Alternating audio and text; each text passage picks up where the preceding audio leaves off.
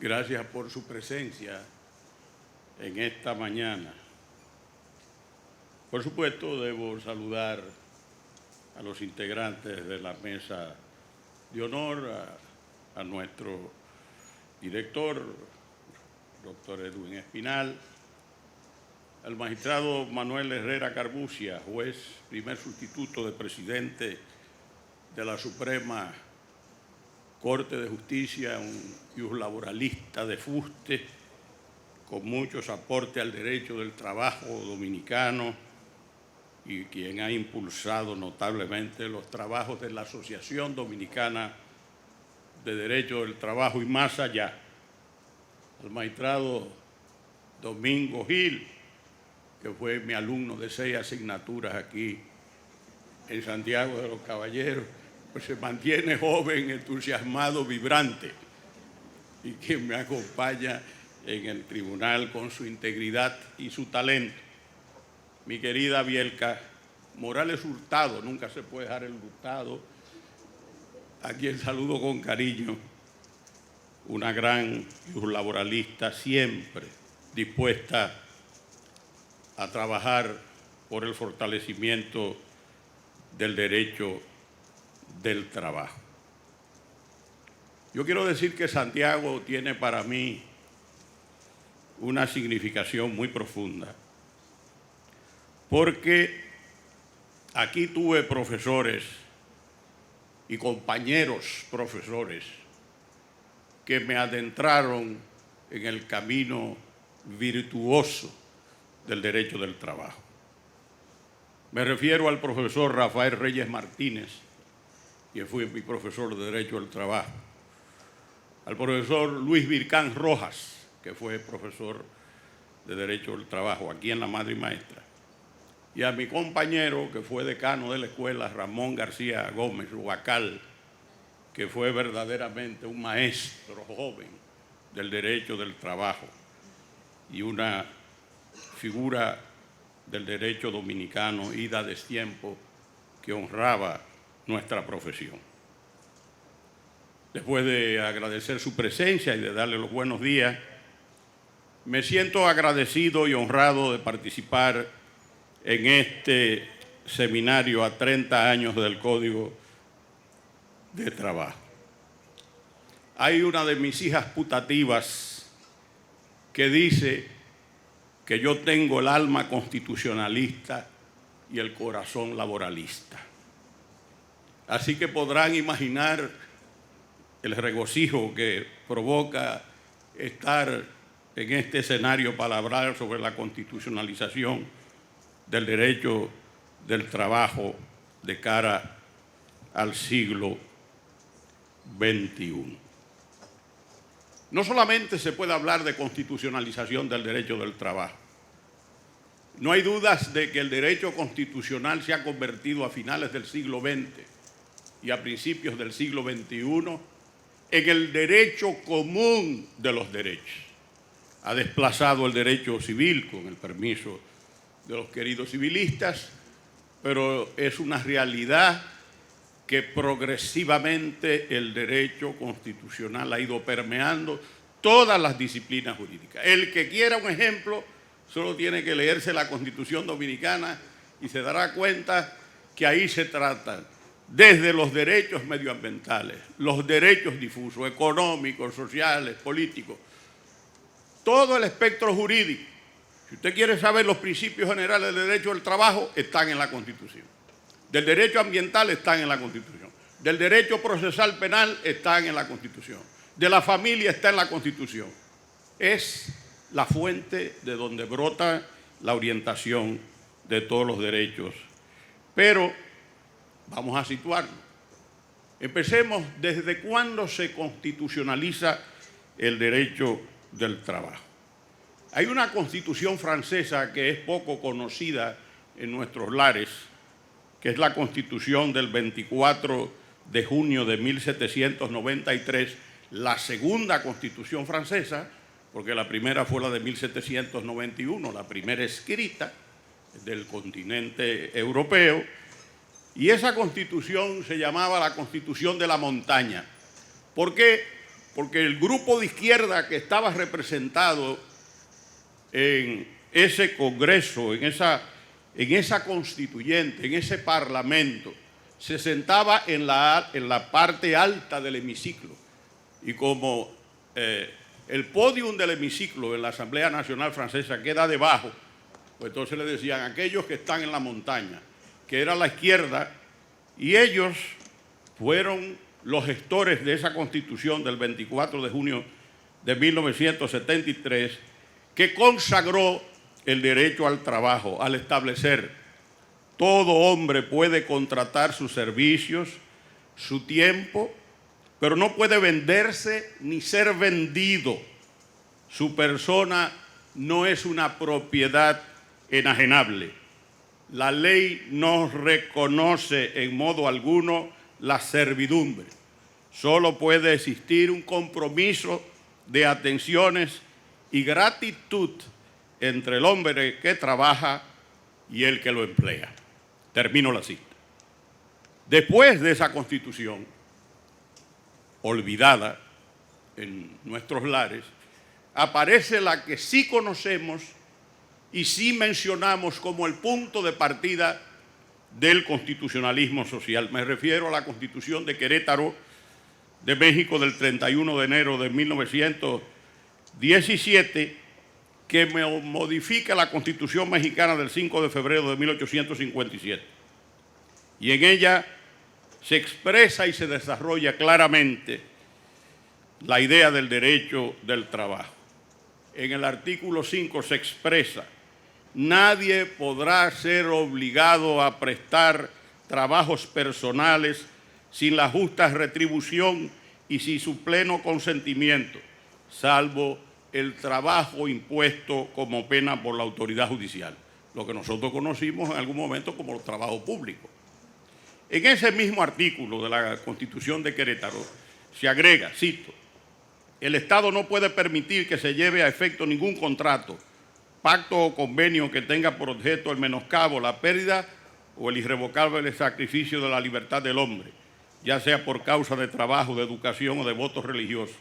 El contrato de trabajo solo obligará a prestar el servicio convenido por el tiempo que fije la ley, sin poder exceder de 1 año en perjuicio del trabajador, y no podrá extenderse en ningún caso a la renuncia, pérdida o menoscabo de cualquiera de los derechos políticos o civiles. Hay otra constitución poco conocida en nuestros lares, que es la Constitución de la República Socialista Federativa de los Consejos de Rusia, del 10 de julio de 1918, que establece en el artículo 3, literal F, el nivel y obligación de trabajar con el fin de eliminar los sectores parasitarios de la sociedad, y se implanta el trabajo general obligatorio. Más adelante, en esta Constitución se establece claramente que el que no trabaja no come. Eso está en la palabra de Dios también, que el que no trabaje no coma. Llama la atención que esta Constitución de la Rusia socialista ya repitiese ese mensaje bíblico. Y esa Constitución decía: el ruso federado República Socialista Soviética de Trabajo considera el deber de todo ciudadano de la República y proclama como su lema: no comeréis quien no trabaja, en el artículo 18.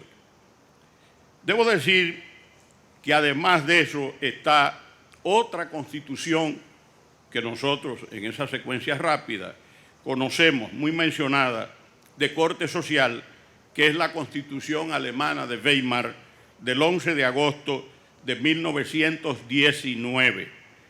Esa Constitución consagró los derechos laborales a partir del artículo 157 hasta el 165, donde declaraba que el Reich, el Estado, le debía una especial protección al trabajo, regulaba la relación entre los trabajadores y empleadores, el tiempo libre, reconoció el trabajo intelectual y sentó las bases de lo que fue el desarrollo del derecho social y de la constitucionalización del trabajo. más adelante nosotros nos encontramos con que se va desarrollando el espíritu de Weimar y hay una serie de previsiones que se expresan en esa Constitución, donde hasta el derecho de autor era tratado. Se previó la creación de un seguro para la conservación de la salud y la capacidad de trabajo, la protección de la maternidad y previsiones contra las consecuencias de la vejez, de la debilidad y de las vicisitudes de la vida. Sobre esta norma social, indicó el profesor Martínez Paz, argentino, que entre sus grandes aciertos está el de colocar como principio que, cito, si el derecho a trabajar está reconocido y amparado por la Constitución, se hace aún más necesario el que se dicte una legislación sobre el trabajo. En ese sentido, de la constitucionalización del derecho del trabajo, debo señalar que el derecho, lo señalé al principio, valga la redundancia, el derecho constitucional ha ido invadiendo las diversas disciplinas jurídicas. Ya prácticamente no hay ninguna disciplina que no tenga una influencia determinante del derecho constitucional. Y eso es sumamente importante. Hay una verdadera penetración del derecho constitucional en las demás disciplinas jurídicas. ¿Cuál es la realidad que nosotros vivimos ahora? Lamentablemente los pobres son más pobres, los ricos son más ricos. El neoliberalismo económico y político del siglo XIX, que ha estado presente a finales del siglo XX y ahora a inicios del XXI, tiene tendencia a desmontar el estado de bienestar y el estado de justicia social que el constitucionalismo social instauró precisamente para corregir las desigualdades sociales. En ese aspecto entran en juego los tribunales constitucionales. Soy de los que creen que el Estado social y democrático en la República Dominicana no llegó a destiempo. Para mí es la culminación de un proceso que voy a tratar de esbozar de manera sintética. Aquí hemos hablado de constitucionalismo social y de la Constitución de la República Dominicana, pero tendríamos que analizar incluso el proceso hasta la Declaración Universal de los Derechos Humanos del 10 de diciembre de 1948 y los instrumentos internacionales, los pactos económicos, sociales y culturales y los pactos civiles de derechos civiles y políticos que todos conocemos. Hemos vivido una mutación a finales del siglo XX, muy progresiva. El Estado antiguamente no interviniente ha dado paso al Estado social y democrático de derecho porque se necesitaba una nueva forma de hacer política, la social. La política social nace en parte por un Estado social interventor, como idea de impulsar la solidaridad como remedio a un liberalismo que se despreocupaba por las consecuencias producidas por la economía de mercado. Atención, no es que no estemos de acuerdo con la economía de mercado. Lo que estamos en desacuerdo es con una sociedad de mercado en la cual se venda y se compre el trabajo de las mujeres y de los hombres. Por eso, en el artículo 7 de la Constitución Dominicana actual, se habla de este Estado social y democrático de derecho. Y quiero hacer una puntualización importante. Hay un salto que se da en Europa en el año de 1981 que tiene un impacto directo sobre las empresas y sobre el mundo del trabajo. Es que el presidente François Mitterrand, cuando llega en el año de 1981 al Elíseo, va desarrollando una idea de que el ciudadano en la sociedad se trasplanta a la empresa y el trabajador no solamente es empleado, sino que es un ciudadano que labora en la empresa y en consecuencia ese trabajador que tiene derechos ciudadanos en la sociedad, también tiene derechos ciudadanos en la empresa, y ese es un giro copernicano que se da en el desarrollo del derecho del trabajo. ¿Qué significa eso? Que la celebración del contrato de trabajo no priva al trabajador de sus derechos constitucionales y que las organizaciones productivas no son ajenas a los principios y derechos constitucionales que conforman las relaciones laborales. Por ejemplo, el querido Tribunal Constitucional Español, en una sentencia, la sentencia 120 del 15 de diciembre de 1983, señaló: la celebración de un contrato de trabajo no implica en modo alguno la privación para una de las partes, el trabajador, de los derechos que la Constitución reconoce como ciudadano. Ahí está la doctrina Mitterrand, la doctrina socialista expresada en esa decisión de un Estado social y democrático como es el Estado español. Yo quiero significar que ese es un salto cualitativo para los trabajadores.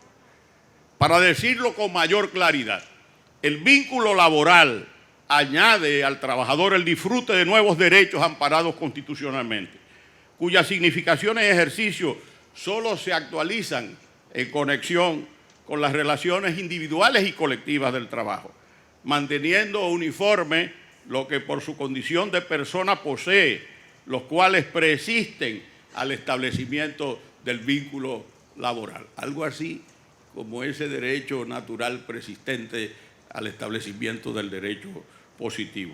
A manera de resumen, diría que el trabajador, para la comprensión global de este tema, el trabajador disfruta en la empresa de los derechos humanos que le son propios por su condición humana y además de aquellos que se les otorga por su condición de trabajador asalariado. Ese es el principio clave para nosotros entender la evolución del constitucionalismo social. Aterricemos en el país y fijémonos en tres constituciones que nos ayudan a comprender lo que ha pasado hasta llegar a la de 2010. Nos referimos a las constituciones del año de 1942, a la del 47 y a la del 1955. En la Constitución del 42, del 10 de enero de 1942, en el artículo 6, en su numeral 2, se dice que se consagra como un derecho inherente la libertad del trabajo, quedando prohibido en consecuencia el establecimiento de monopolios en beneficios de particulares. Eso lo han señalado nuestras constituciones normalmente. La ley podrá, según lo requiere el interés general, establecer la jornada, ahí aterriza, la jornada máxima de trabajo, los días de descanso y vacaciones, los sueldos y salarios mínimos y sus formas de pago, los seguros sociales, la participación preponderante de los nacionales en todo el trabajo. Ahí está la nacionalización del trabajo, que no es un invento de nosotros en la reforma del año de 1992. Y en general, todas las medidas de protección y asistencia del Estado que se consideren necesarias en favor de los trabajadores. Eso es en la dictadura de Trujillo, no olvidemos, año de 1942. ¿Qué pasa en la reforma de 1947? Aquí hay el artículo 6, numeral 2, se habla del reconocimiento de la libertad de trabajo, quedando prohibido nuevamente el establecimiento de monopolio. No hay gran diferencia. Ahora bien, en la Constitución de 1955 es lo que nosotros hemos considerado como ya el despegue definitivo de una idea de lo social que va a llegar de golpe contundentemente con la Constitución del 29 de abril del año de 1963, fuera del trujillismo.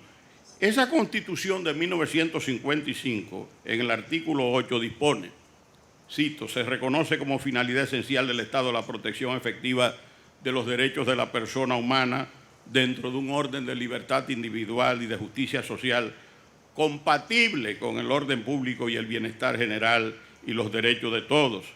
Y eso tiene una gran relevancia porque nosotros llegamos entonces a la Constitución social, la primera, las otras eran constituciones políticas, que es la del 29 de abril de 1963. Esa Constitución es el punto de partida de la del 26 de enero del año 2010.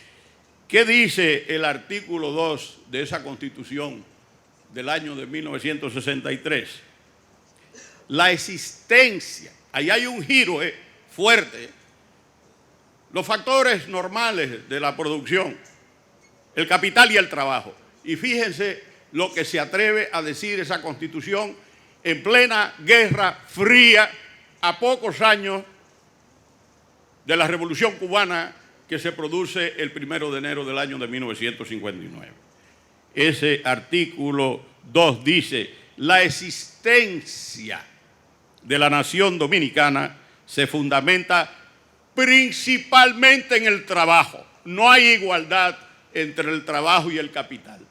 Principalmente en el trabajo. Eso suena a comunismo puro en esa época del año de 1963. Ustedes no estaban ahí, pero yo sí. Este se declara como base primordial de su organización social, el trabajo, de su organización social, política y económica, y se le erige en obligación ineludible para todos los dominicanos. En consecuencia, se reconocen los derechos de las personas al trabajo y la obligación del Estado de propiciar y garantizar las condiciones efectivas para el ejercicio de ese derecho. Y hay algo más. En esta Constitución, en ese artículo 2, literal B, se dice: es deber de todo ciudadano desarrollar por su propia elección y según sus propias posibilidades una actividad o una función que contribuya al progreso material o espiritual de la sociedad. Y continúan, oigan bien, se declaran calamidades públicas la vagancia, la mendicidad y cualquier otro vicio social que atente contra la consagración del trabajo como fundamento principal de la existencia de la nación. Vuelve y recarga: el trabajo es el fundamento principal de la existencia de la nación. Esa Constitución, yo no voy a hablar mucho de ella, pero realmente marcó un antes y un después en la República Dominicana. Decirles, por ejemplo, que en ese año, en el artículo 13, se habla de una cosa que ahora es fundamental en razón de los procesos de penetración de la robótica o de la inteligencia artificial, que es la formación profesional continuada. Y en el artículo 13 de esa Constitución se habla de que es deber principal del Estado ocuparse de la formación y superación personal de los trabajadores y promover los acuerdos internacionales que procuran velar por los derechos de los trabajadores. Las personas que trabajan tienen derecho a la educación, a la formación profesional y técnica. Imagínense, 1963, siglo XX. Y nosotros ahora estamos viendo lo que es la formación técnica y profesional. A este servidor, que le tocó ser 4 años presidente de la Junta de Directores de Infotep, en nuestra condición de secretario de Estado de Trabajo,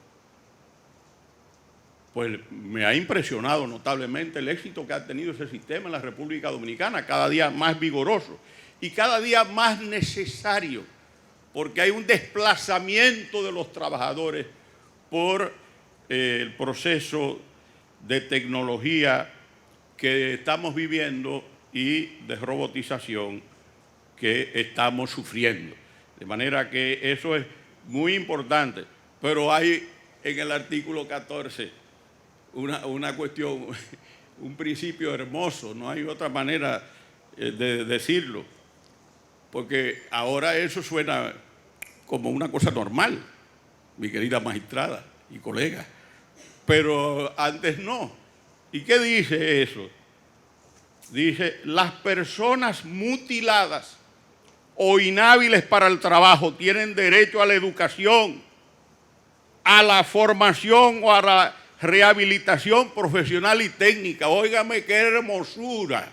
En el año de 1963, el Estado coadyuvará a proporcionar mantenimiento y asistencia social a todos los inhábiles para el trabajo desprovisto de los recursos o asistencia necesaria para subsistir. Y voy a terminar ese recorrido rápido, porque en el artículo 18 de esa Constitución, el Estado reconoce a los trabajadores el derecho y el deber de colaborar con las empresas en la forma en que establezca la ley, a fin de elevar social y económicamente el trabajo para responder a las necesidades de la producción. Y dice, la participación y los beneficios estarán contemplados en el artículo 19 y los trabajadores tendrán derecho a participar de los beneficios de las empresas. Yo, en este sentido, rápidamente llego a la Constitución del 26 de enero del 2010. Esa Constitución, naturalmente, llega después del Código. El Código 1992, promulgado el 29 de mayo. Esa tarde se llevó el viejo Código de Trujillo al monumento de los héroes que ajusticiaron el tirano en la avenida George Washington, en la prolongación, la autopista 30 de mayo, y ahí se le echó gasolina al Código Trujillo del Trabajo, en presencia de los dirigentes sindicales, de los redactores del Código, y se le pegó fuego para olvidar con esa ceniza lo que había sido el desconocimiento de los derechos fundamentales de los trabajadores. Y es bueno que nosotros sepamos que ese Código de Trabajo ha sido fundamental para la paz social dominicana. No me voy a adelantar porque yo debo hacer algún comentarito de código rápido, en términos generales, no quiero adelantarme, pero ha sido fundamental. Y ha sido fundamental porque fue el fruto de la concertación social. No fue la imposición ni de los trabajadores, ni de los empleadores, ni del Estado, que tiene a veces tentaciones autoritarias, que quiere imponerle a los sectores sociales sus mandatos. Cuando eso se hace, eso fracasa. Ningún sector de lo que interviene en los procesos de concertación puede imponer su voluntad. Y debo decir que esta universidad y su rector, Monseñor Agripino Núñez Collado, tienen mucho que ver con la Iglesia Católica y con la Iglesia Evangélica, que también estuvo asistiendo a los procesos de diálogo, sobre todo en la sede del campus Santo Tomás de Aquino de Santo Domingo.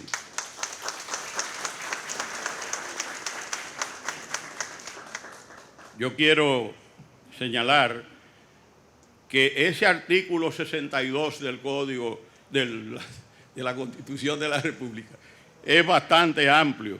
Ahí se hablan de los derechos básicos de los trabajadores, la libertad sindicarse, la seguridad social, la negociación colectiva, la capacitación profesional, el respeto a su capacidad física e intelectual, a su intimidad. Se prohíbe toda clase de discriminación. Bueno, yo no lo voy a... Por primera vez se alude al trabajo informal, que como ustedes saben se ha desarrollado en el territorio nacional grandemente, y cualquier otra modalidad del trabajo. Se habla del salario, se habla de alto interés de la aplicación de las normas laborales relativas a la nacionalización del trabajo. En fin, ha sido de una gran importancia esa constitucionalización del derecho del trabajo en la República Dominicana. Casi concluyendo así, porque yo sé que la jornada es amplia y hay mucho interés, yo no puedo dejar de decir algunas palabritas del código. Yo quiero decir que ese código fue producto del diálogo tripartito con debates de más alto nivel académico, laboral y de una articulación política. Pero también, como ha indicado Carlos Hernández Contreras, hijo de mi apreciado Lupo Hernández Rueda, ido a destiempo, poeta, historiador, laboralista, hombre de alma sensible y de espíritu patriótico. Cito: el código es la cosecha de más de 40 años de jurisprudencia, negociaciones de convenios colectivos, huelgas y luchas del movimiento sindical. Y qué mejores labradores para colectar, entiéndase, codificar esa cosecha. Me aparto de eso, que voy a leer. Que 3 juristas de reconocida experticia, auténticos creadores de la doctrina dominicana del derecho del trabajo. Yo debo reconocer que esa fue la oportunidad de yo hacer un máster gratuito en derecho del trabajo, porque como éramos 3 y aquellos 2 gigantes, pues tenían posiciones contradictorias muchas veces. El que decidiera yo, porque quedaba 1 a 1, y el que decidía era yo. Yo aprendí enormemente. Me sentaba frente a ellos, porque era mi oficinita de la Dirección de Derecho de Ciencia Jurídica de la madre y maestra. Ellos se sentaban ahí y yo aquí.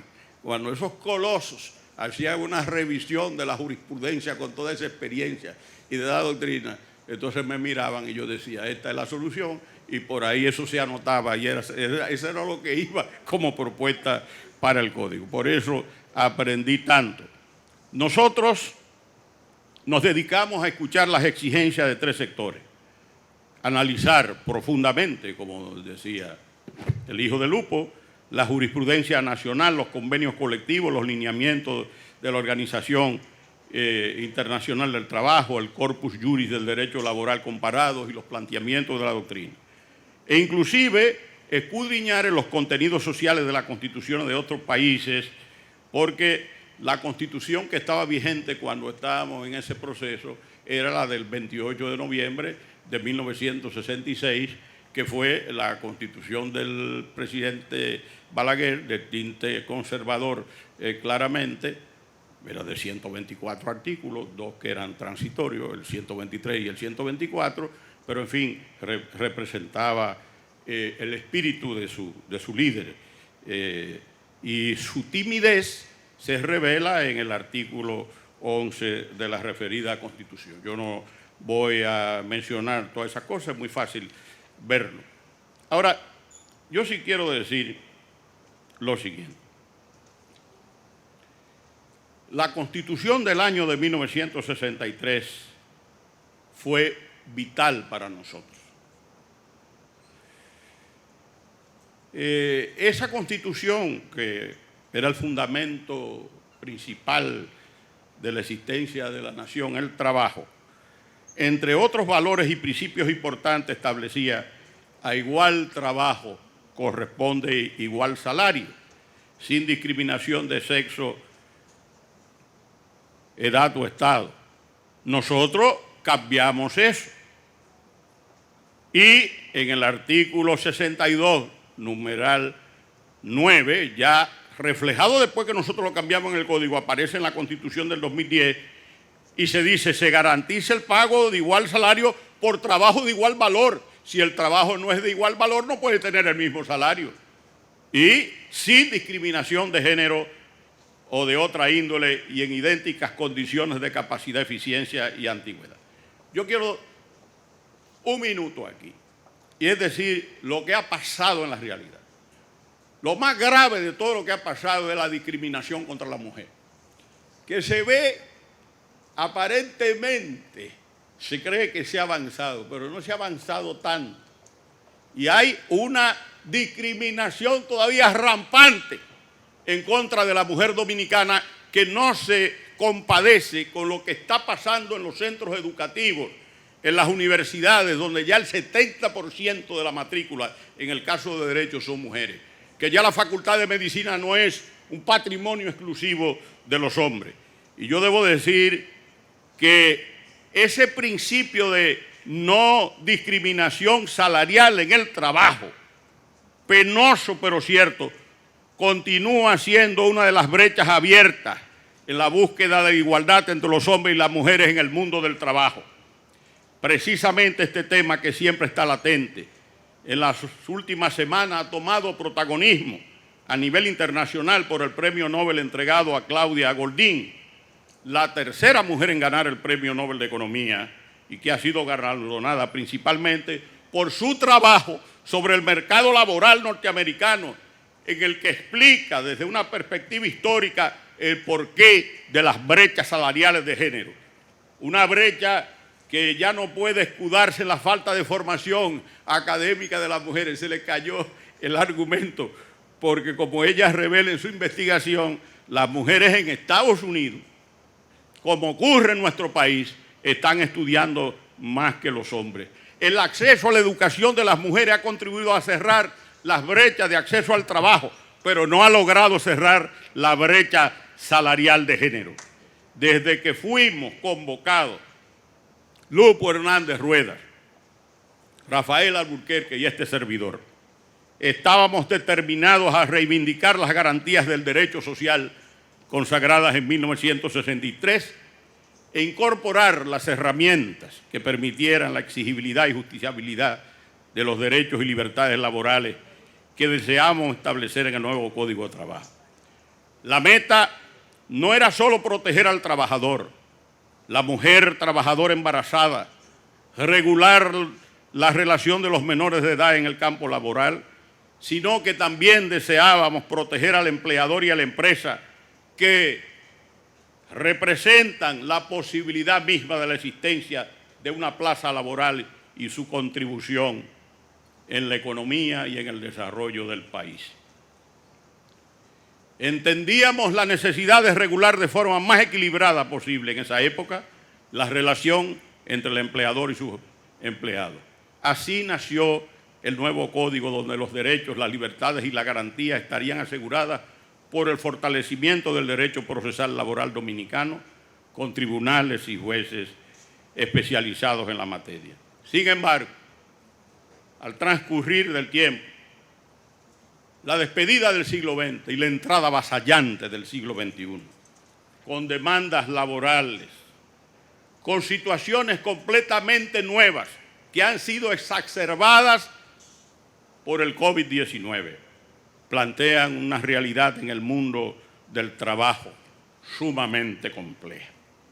Justamente hace una semana, puede ser 2 o 3 días más, yo no llevo eso muy bien, aquí tuvimos la primera jornada constitucional Ulises Francisco Espaillat. Y en ella nuestra querida amiga, la única mujer que ha sido presidenta del TC español, María Emilia Casas, que es una gran laboralista, dijo: el COVID puso ante nuestros ojos algunas evidencias. El valor de la salud, de la sanidad pública y de la investigación biomédica, de la protección de las personas mayores, la centralidad del trabajo en sus distintas manifestaciones y entre ellas en su dimensión de proximidad física e interacción personal, del imprescindible trabajo de cuidado. Hoy mismo, les invito a que lean en el diario Listín Diario un artículo escrito por el secretario general de la CEPAL. Lo recorté y lo tengo aquí. Ese artículo habla de lo que es evidentemente el trabajo de cuidado, que tiene mayor significado en Europa por el envejecimiento de la población, que necesita gente que cuiden a los que necesitan cuidados, pero que ya se está convirtiendo en una gran realidad, porque eso se ve incluso no solamente en la vejez, en la niñez. Las nanas también tienen un trabajo de cuidado, de cuidado de los niños. O sea que lo que pasa es que en Europa hay un fenómeno mucho más adelantado. Y dice María Emilia, la centralidad del trabajo en sus distintas manifestaciones y entre ellas en su dimensión de proximidad física e interacción personal, el sanitario incluido, que mayoritariamente recae sobre las mujeres, del mantenimiento del ecosistema empresarial y productivo y del empleo. La COVID dejó dramáticamente al descubierto los defectos estructurales de nuestro mercado de trabajo y de nuestro sistema productivo, las insuficiencias de nuestras políticas sanitarias, de empleo y sociales y de nuestro ordenamiento laboral y de protección social. Voy terminando y debo decir lo siguiente.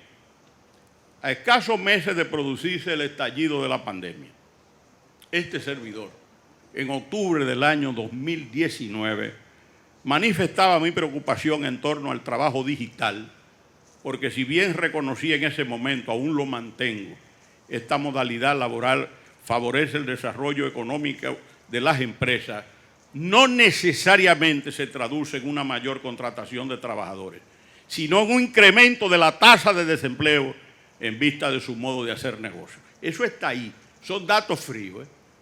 Las consecuencias del proceso de robotización del trabajo y el auge de la inteligencia artificial, en la que yo creo, y que tenemos una gran sorpresa en el tribunal para este mes de noviembre, amenaza con provocar el desempleo tecnológico con la sustitución de grandes cantidades de trabajadores. Se estima que en la próxima década quedarán sin empleo alrededor de 800 millones de trabajadores en el mundo. El 20% de estos trabajadores empezarían a ser desplazados hacia el 2030. Eso está a la vuelta de la esquina. En China afectaría el 12%, mientras que en los Estados Unidos, Alemania y Japón se estiman que un 30%. Esta realidad requiere normas laborales que obliguen a las empresas a capacitar tecnológicamente a sus empleados, que estén calificados en el manejo de las nuevas tecnologías, regular el empleo intermitente y el teletrabajo, el comercio electrónico y retomar algo que me permití manifestar hace más de 10 años. Cito, ampliar el derecho del trabajo a la informalidad. Hay que combatir la informalidad y reclutar de esa informalidad esos seres humanos que deben pasar a ser regidos por el derecho del trabajo. A la modalidad, y estoy terminando, han sido muy generosos conmigo, a la modalidad de trabajo informal, a las microempresas a que estamos acostumbrados, se le ha sumado el trabajo informal que se realiza a través de las plataformas digitales.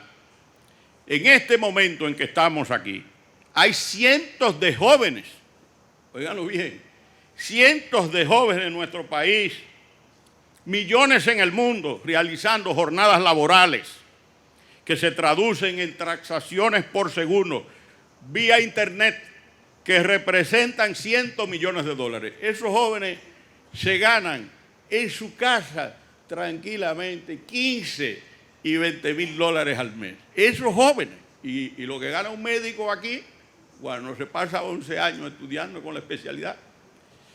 Ya sea, y representan cientos de millones de dólares vía internet, ya sea por la venta de cierto producto o porque a través de sus redes sociales prestan su imagen para promocionar alguna marca comercial o empresa, vía el trabajo moderno que denominan influencers. Pero esas empresas para las cuales trabajan no tienen ningún tipo de responsabilidad a la hora de proteger y garantizarles seguridad social, no tienen seguros médicos, no tienen planes de retiro, ni planes de vida, menos aún seguridad en caso de accidente laboral. La Organización Internacional del Trabajo ha advertido a los estados que la proliferación de trabajos informales mediante plataformas digitales es una de las razones del fenómeno, óiganlo bien, de la precariedad laboral, es decir, la situación que viven los trabajadores que por razones diversas sufren inseguridad, incertidumbre y falta de garantía en las condiciones de trabajo. Esa falta de protección característica del trabajo informal solo contribuye a ampliar los márgenes de desigualdad y aumentar la cifra de personas en condiciones de pobreza y pobreza extrema. La constitucionalización del derecho al trabajo en la reforma del 2010 es la muestra fiel de la constitucionalización del trabajo en el presente siglo. No solo porque es la norma suprema y fundamento del ordenamiento. En toda nuestra historia constitucional, y esa Constitución es la que más ampliamente constitucionaliza el derecho al trabajo, sino porque esta Constitución no establece jerarquías entre los derechos fundamentales consagrados. Todos son iguales. Aquí no hay derechos fundamentales de primera, de segunda o de tercera.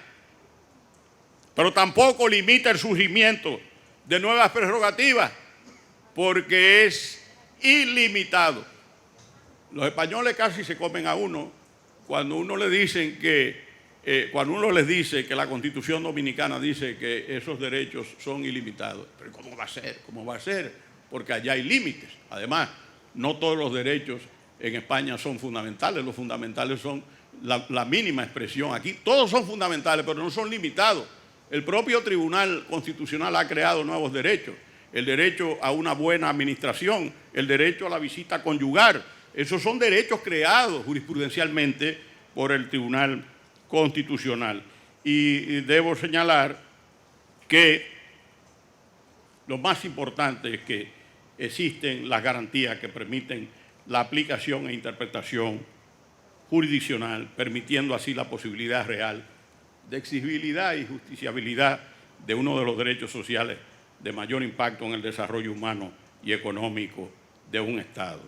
Yo quiero decir, para finalizar, y darle las gracias a los coordinadores y a Dios que me ha permitido estar aquí, el mandato de la Constitución del 26 de enero de 2010 ha sido, oígase bien, que los poderes públicos promuevan el diálogo y la concertación entre los trabajadores, los empleadores y el Estado, para que se produzca la modificación del Código del Trabajo de 1992, una modificación que no sea one side, que no sea para beneficiar a uno solo de los interlocutores sociales, sino que garantice el derecho al trabajo desde su triple dimensión, como derecho, como deber y como función social. No hay nada que acerque más al hombre y a la mujer a Dios que el trabajo. El trabajo es un instrumento divino y hay que conservarlo. Finalmente, quiero destacar, y voy a citar un amigo empresario joven, pujante, distinguidísimo, que trabajó arduamente para que se lograra el acuerdo con los empleadores del Código del año de 1992.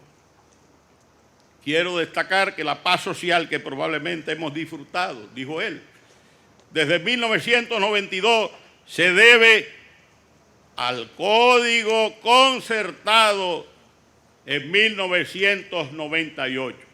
Esa paz social que ha contribuido al crecimiento económico. Eso lo dijo Manuel Enrique Tavares Sánchez, joven aún, empresario dominicano, propietario de acciones y de grandes empresas en la República Dominicana, que creyó en el diálogo, que cree en la concertación social y que ha dicho, no es verdad que el Código de 1992 ha sido una retranca para el desarrollo económico de la República Dominicana. Eso no es cierto.